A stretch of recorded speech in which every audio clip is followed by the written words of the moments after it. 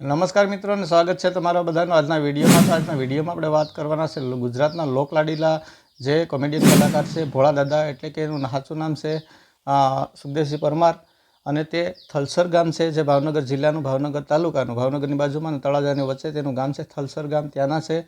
અને ભોળા દાદાના માવા ખાતા વિડીયો પણ આપણી પાસે આવ્યા છે, તો આપણે પણ આગળ વિડીયો દેખાડવાના છે. તો વિડીયો પૂરેપૂરો જોજો અને ભોળા દાદા માટે વિડીયોને લાઈક કરવાનું ભૂલતા નહીં, કેમ કે ભોળા દાદા છે એને લગભગ ગુજરાતમાં આજે કોઈ ઓળખતું ન હોય એવું બને જ નહીં, કેમ કે બકુલભાઈની જે ઓફિશિયલ ચેનલ છે જે ડિજિટલ ફિલ્મ્સ, એમાં તેમના વિડીયો આવે છે અને વિડીયોમાં ખૂબ જ આનંદ કરાવે છે, મજા કરાવે છે.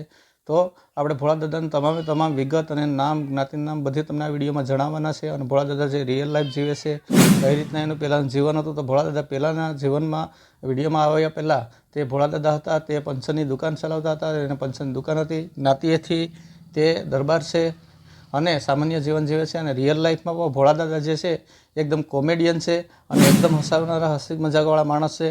તો ઘણા બધી એક ઢોલકી વગાડતા વિડીયો આપણી પાસે આવ્યો છે એનો, તો એ વિડીયો પણ આપણે બતાવવાના છે. અને જેનું વાડીનું લોકેશન છે એ પણ આપણે બતાવવાના છે. તો વિડીયો પૂરેપૂરો જોજો, વિડીયોને બિલકુલ સ્કીપ નહીં કરતા. અને ભોળા દાદા માટે ચેનલને સબસ્ક્રાઈબ અને વિડીયોને લાઈક કરવાનું ભૂલતા નહીં.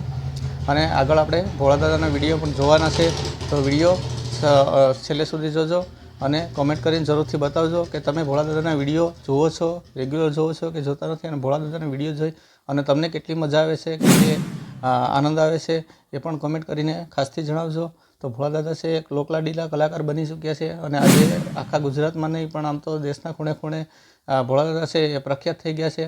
તો ભોળા દાદા વિશે આપણે વાત કરીએ તો એકદમ એની ઉંમરે કંઈ બહુ ઝાઝી નથી, જેટલી વિડીયોમાં દેખાય એટલી એની ઉંમર નથી. એની ઉંમર જે છે એ 40 થી 42 વર્ષની ઉંમર છે અને એને લગ્ન થઈ ગયા છે અને એને 2 થી 3 સંતાને છે. તો ભોળા દાદા માટે વિડીયો લાઈક અને ચેનલને સબસ્ક્રાઈબ કરવાનું જરૂરથી ભૂલતા નહીં.